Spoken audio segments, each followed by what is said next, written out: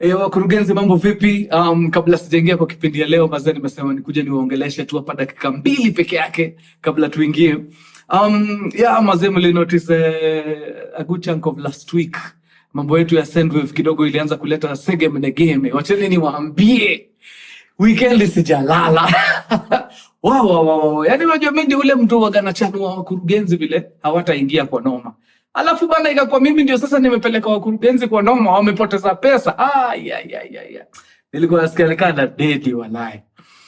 Luckily tulibonga na wabigi wa Sendwave na wakanishow wana go through some stuff zenye kuna lazima wazisort kwanza ndio waweze kumove freely sasa kwa hii market mpya ambayo ni Kenya. So juu ya story hawako sure ita take how long, na itakuwa mbaya sana as wanafanya vitu zao wameshikilia pesa yenu hapo. So wame request kwa roho mkunjufu, for now withdrawini tu hiyo pesa kwanza, wacheni wamalize kusort mambo yao fit, then once it is up and running sasa tunaweza endelea na savings zetu kama kawaida. Ni better that way kuliko kuzishikilia hapo alafu hii shughuli wanafanya i end up kutake long, unaona hakuna haja. So tuko na kama wiki 1.5 hivi ya withdraw between now and 27th of this month. Tunafaa to withdraw hiyo pesa tuitoe. Yeah. So kama kuna morio wako unajua kuna wallet pale, mwambie bana aichomoe for now, then once it is up and running tutarudi. Ndawachanua tu miradi tulikuwa nazo tunaendeleza, itabidi tushikilie kidogo kama ile mambo yetu ya school fees nini haijapotea. Wacheni kwanza mambo irudi form, alafu tuendelee na mambo. Sawa hapo, sawa dao mazee, shukran sana. Patience yenu mazee imeni hata hao wenyewe wamesema wakurugenzi wako na patience nyingine yani si ya kawaida. So for that I really thank you. Asanteni sana. Wacheni tu wapatie time wafanye mambo yao, wakiwa sawa watatuambia tuendelee na kazi, au sio? That's what's up. Tuingieni kwa kipindi guys. Twende sana. Wakurugenzi, Mkurugenzi Minisodes na kama K. Kabla sijaingia kwa hekaya leo, you definitely know what we're about to do, man. Lazima tusukume a super shout out to our super customer of the day. Na leo ni none other than Peter Mwanzia.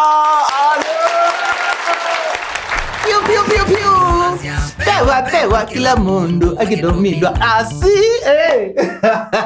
Very nice. Leo tunaingia straight moja kwa moja unyo. Nimerealize kitu. Anytime nikipiga story alafu iwakumbushe story, mnakuja kwa email vibaya sana. Iko siku nimepiga story ya mtoto mjamaa alireiziwa na anko yake wa jeshi na akamkosea sana. Nikapata story ingine pia ya mtu ambaye sasa huyu si ati mtu wa jeshi ni anko yake, ni baba yake. Na bado mnakosea. Nashindwa mnatoa wapi nguvu ya kukosea watu wa military? Hiyo sijaelewa hiyo kitu. Kwani hamjipendi guys? Okay. Now, mjamaa wetu amereziwa kwa familia ya military pale, mzee kwa jeshi, mama I think anapiga shughuli nyingine tofauti. But hii family ilikuwa unique in its own way. Walikuwa kama I think 4 kids if I'm not wrong. Yeye na siblings wake 3, then the parents. But the dad na the mom hawako wana stay pamoja.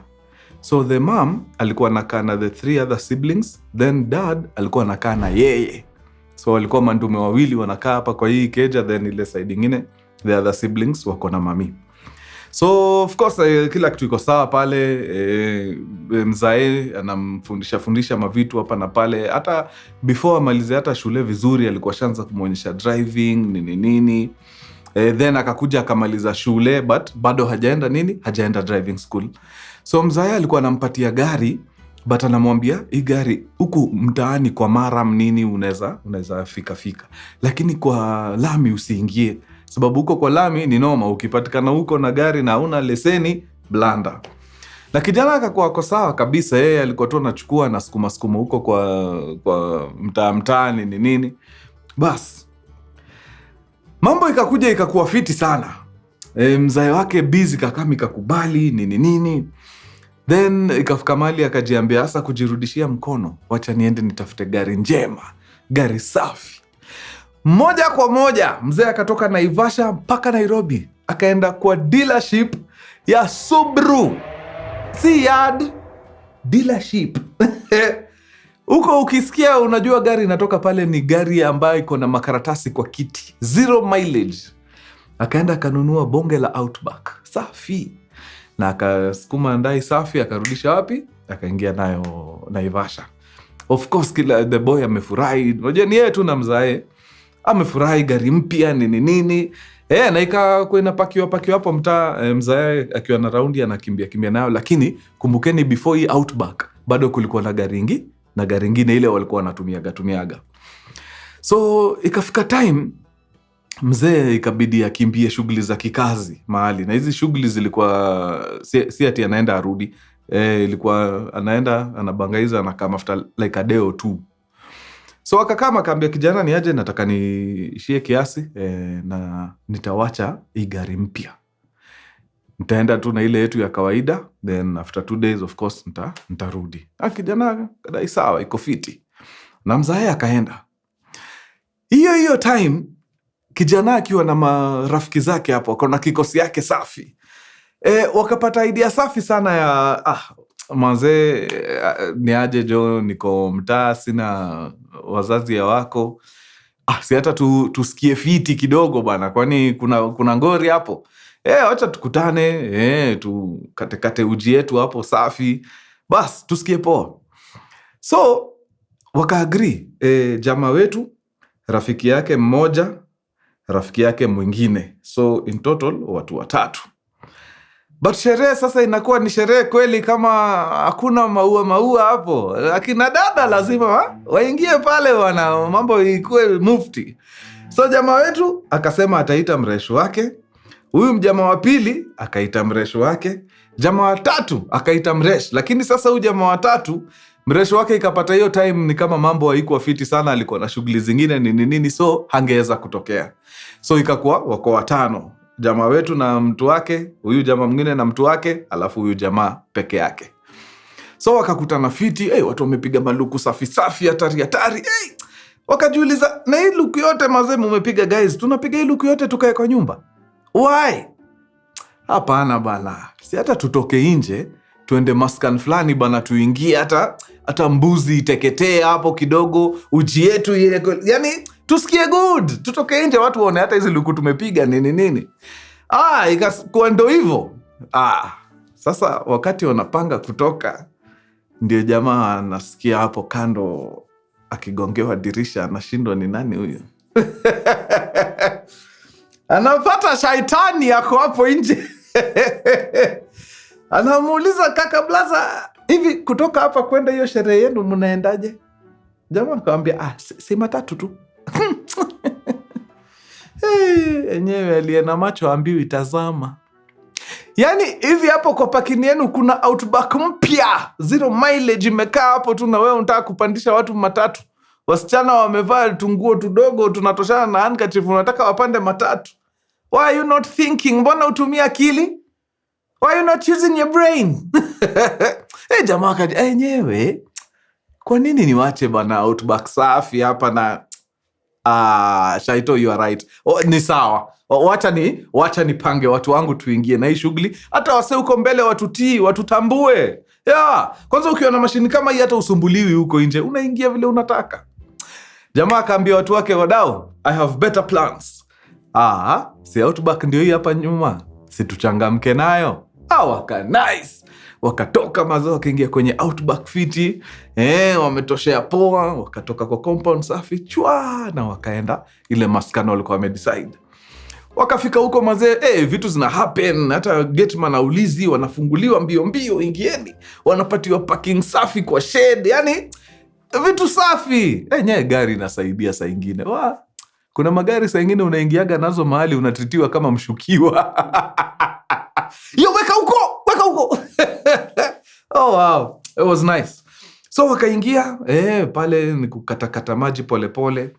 Huyu kijana mwenye hakuwa na mtu akaambiwa, sasa sisi tunataka kuingia kwa pool pale, wewe itabidi uchunge nguo sababu hauna mtu.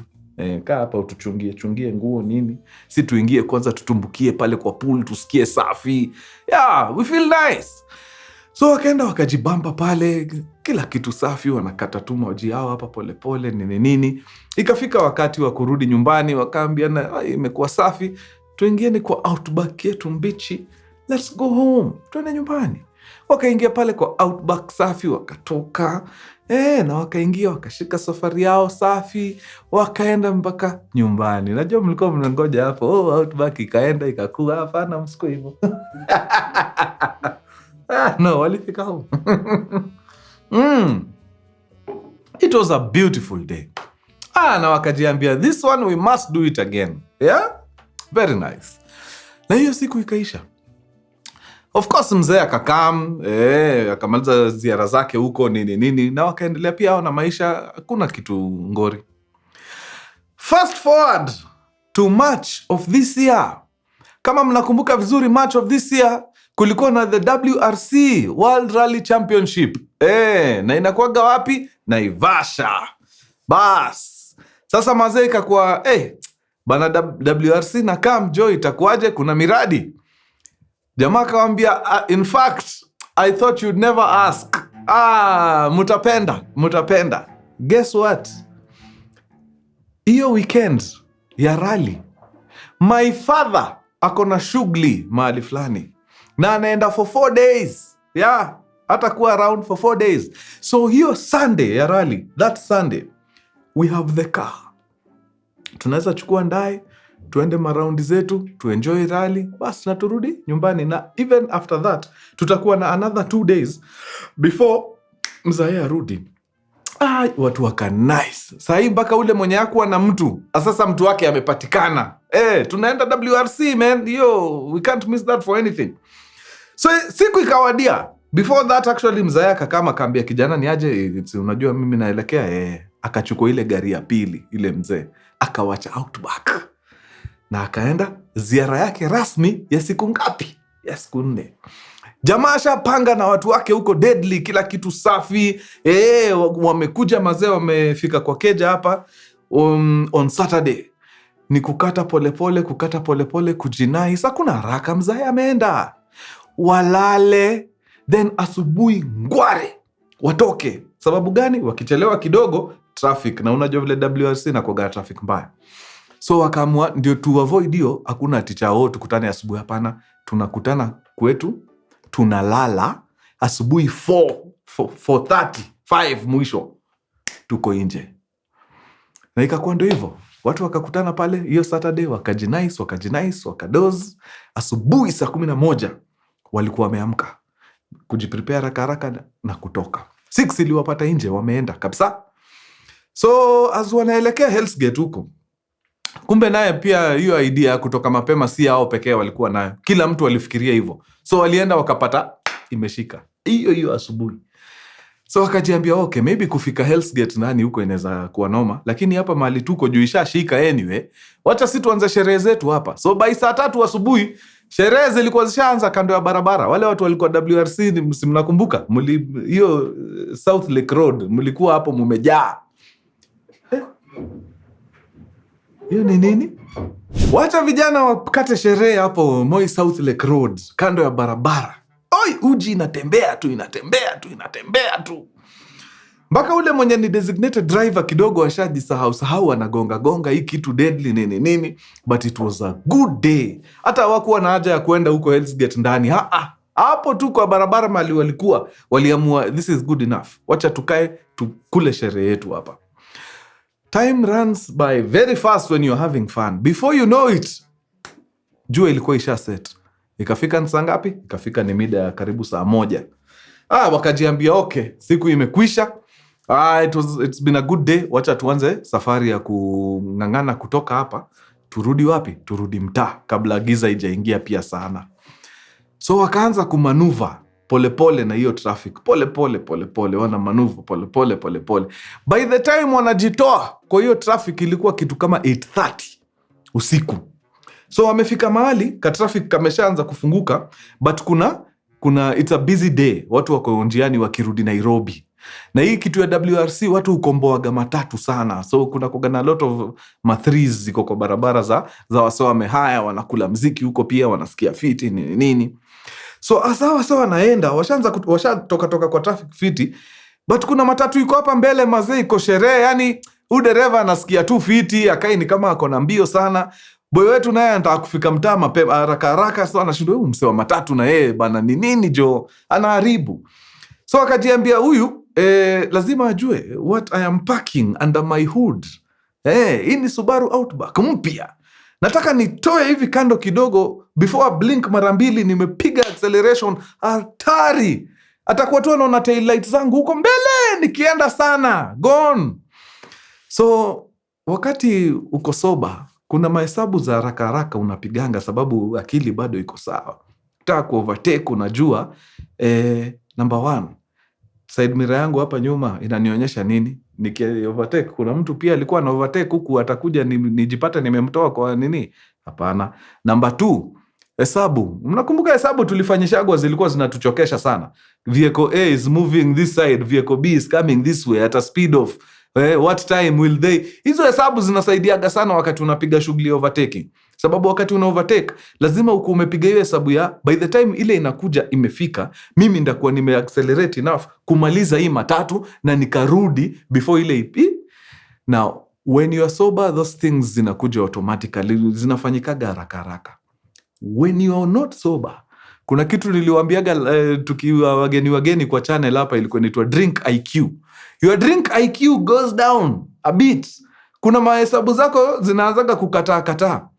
Sasa huyu mjamaa wetu akakuwa so invested na the vehicles that are coming. Unaona? So yeye anaangalia hizi zenye zinakuja, ndio ikipita tu hivi kidogo atoke, overtake, aingie, aende. So akangojea the perfect opportunity. Na kwa akili yako unaona gani kama unafanya vitu fast enough, but kuna kugana delay wakati uko maji. So mazee ametulia, coast is clear, ndio ilikuwa inakaa ikakuja ikapita sharp ikaenda. Akaangalia ile kuconfirm aone kuna ingine, so akatoa gari ndio accelerate tekengori amalize matatu arudi. Between ile gari kupita na yeye kuconfirm, kumake decision ya kuwa na nitoke sasa, ni overtake, niingie, matatu fulani ilikuwa hapa nyuma pia ilikuwa imechoka kungoja. Na huyu dereva alikuwa sober, so decision making yake ni haraka faster. Vile road ilikuwa tu clear, ule matatu alitoa gari vizuri na akaanza ku overtake tekengori. So saa hii by the time huyu jamaa wetu anatoa, matatu iko tayari katikati yake, yani imebaki kidogo ifike kwa dirisha yake ya dereva, but haoni, tei iko kwa kichwa, na alijipata tu ametoa matatu hivyo sharp na ameanza ku overtake. Yani ni bahati ule jamaa wa ile matatu alingangana.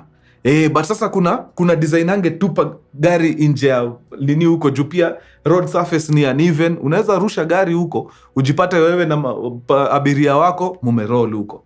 So alipiga pia hesabu ya haraka akajiambia okay, badala ya kusacrifice abiria, wacha hii Outback iende. So vile Outback ilitoka, ilikuja kama imeingia hiyo matatu. So iligwara the side. Matatu iko hapa, alitoka hivi ndio ingie kwa ile lane, so akagwarwa on the side hivi. So kugwarwa on the side juu ameingia sasa kwa road. Unajua ukigwarwa unasikiaga. So yeye kugwarwa akapanic, aka hit brakes. Lakini usahau pia hii matatu iko pia na momentum. So umegwarwa side, umemaliza nini, then immediately unakanyaga instant. So huyu mwenye amekugwara, apart from just kukugwara on the side, ukikanyaga instant anakutandika wapi? Nyuma. So ilikuwa ni damage safi on the side, then ile instant pigwa boot, hii kioo yote ya nyuma chini, boot inje, bumper ya nyuma inje, hii side yote warwa. Zero mileage. Now, huyu mtu wa matatu, even though sidhani yeye alikuwa na makosa juu yeye alipatikana tu flat foot, I think alipiga hesabu akaona since akona machuma hapa mbele, haezi kuwa ameumia sana. So he has no business stopping. So after kugonga majamaa wetu ya Outback, alireverse tu, akatoa matatu kando kidogo na shwa, hivyo ndio alienda akiendaga. Sasa watu wetu wamebaki hapa kwa accident scene na gari yao imetandikwa, crowd ishaanza kuform hapo nini. Na sasa siku hizi ni noma sana ukipatikana huku nje, juu sababu kitu ya kwanza hufanyika wakati kuna incident nini, masimu hutoka. Simu ikitoka, mwanze kurekodiwa hapo Naivasha, na watu wafichagi hata number plate. Kwanza wanaionyesha vizuri. Sasa hiyo baba yako ako seminar huko ameshamaliza, ameamua acha niingie social media nione inasema then anakutana na so kijana akaamua hata mimi hapa sikai. Jua watu washaanza kutoka nini, akaambia ni sawa, wacheni nitajipanga tu mbele, na akaingia ndani na wakatoka na Outback yao. But uoga, anatetemeka mbaya, ako vizi. Alienda na speed ya 40 mpaka I think Naivasha town. So kufika pale alikuwa anajua mechanic fulani, akakoluo mek akamwambia wewe leta gari tuikague, tucheki tuone. So akapeleka gari huko. Mek akaikagua haraka fast, akamwambia hapa unahitaji juu vile ile goes on the side, kuna kio moja ya side ilitoka. Unajua hii kio after the rear passengers kuna koga na kio ingine inakoga hapa nyuma ya boot. Hiyo ikaenda, hii kio ya nyuma ya rear whatever hiyo haiko. Haya, hii place imegwaro on the side, inahitaji panel beating. Boot pia inahitaji panel beating. Bumper pia ilikuwa imetoka, inahitaji kuchomelewa vizuri, shikanishwe. Akapigwa quote mzuri hapo ya 60,000 sababu Mek ni rafiki yake. Akamwambia hii nikikucharge vile waga tuna charge kawaida wakati tuna deal na insurance hautaweza. But juu naona yenyewe umepanic na ni accident imefanyika, wacha nikupatie hesabu poa ya 60k. Jamaa akacall anko yake, brother ya huyu baba ambaye tunaogopa sababu ni jeshi. Akamcall sababu huyu anko ni wale maanko wakula. Akaambia mazee, anko nimepiga blanda, tulikuwa tumetoka hiyo shughuli ya WRC nini, mazee tumegongwa na matatu. Na damage iko hapa ni ya 60,000. Mtu wangu uko na ngapi jo, ututoe kwa ingori. Ule anko alikuwa na tushilingi kiasi, akatuma 25k, na hiyo ndio alikuwa nayo mbele nyuma. Na pia akasema na ndio acheki vile iko hiyo damage nini, na akakuja akacheki akapeana ile 25k. Ule Mek akamwambia naweza penda sana kuwasaidia, lakini sasa hii 25 bana hata haijafika nusu ya ile yenye tunadai. Endeni mjipige mifuko nini, then tutengeneze hii kitu mbio before mzae arudi. Hii kitu 1.5 days ndakuwa nimeshamaliza. So wakajiita meeting sasa kwa hii gari yote, wakajipiga mifuko, wewe toa how much, uko na how much, wewe how much nini. Hao watu wote waliweza kukama up na 16,000 peke yake. So ile 25 plus 16 inakuja 41. Kuna ka 19 kanahitajika. Mek akamwambia ndio tupunguze pressure na nini, hii yenye iko tayari wacha ifanye ile kazi inaweza. So ikatengeneza hiyo scratch major ya on the side, na ikarudisha ile kioo ya side ilikuwa imetoka, na ikarudisha ile kioo ya nyuma ilikuwa imetoka. Brand new. But sasa boot na bumper ya nyuma azingeguzwa, hiyo doa ingetosha. So akaambiwa sasa mkipata hiyo 20 ya juu tutengeneze boot na nini na bumper. Huyo anko akaita kijana kando akamwambia uongo mbaya. Unaona tumejipiga mfuko sisi wote, hiyo do tumekosa. Itabidi tu tuambie mzae ukweli. Tuambie tu mzee ukweli. At least yeye mwenyewe kutoa hiyo 19 itamuuma juu ni gari mpya, lakini afadhali kutoa 19 kuliko kutoa 60. Unaona? So wewe turudishe tu gari, tuende tuipack vizuri, mzee akikam muite tu kando mwambie. So jamaa kadai ni sawa tu, sasa watafanya nini, hii pesa ipatikani. Ikabidi gari iende mtaa, imetengenezwa side vizuri, dirisha zimewekwa, ni boot tu na bumper ndio noma. So mzee akarudi after siku 2, kapata ndai imepakiwa vizuri sana pale. Akaingia hiyo siku juu ilikuwa jioni hakushughulika, alienda akatulia akapumzika. The following day alamsha kijana, anamwambia niaje, poa, nataka tutoke. Tunaenda wapi? Unajua after ninunue gari mama yako hajawahi iona. To this very day she's never seen it. Yeah. So nataka tutoke tuende hata tumuone, tumsurprise, aone gari machine safi, asikie fiti.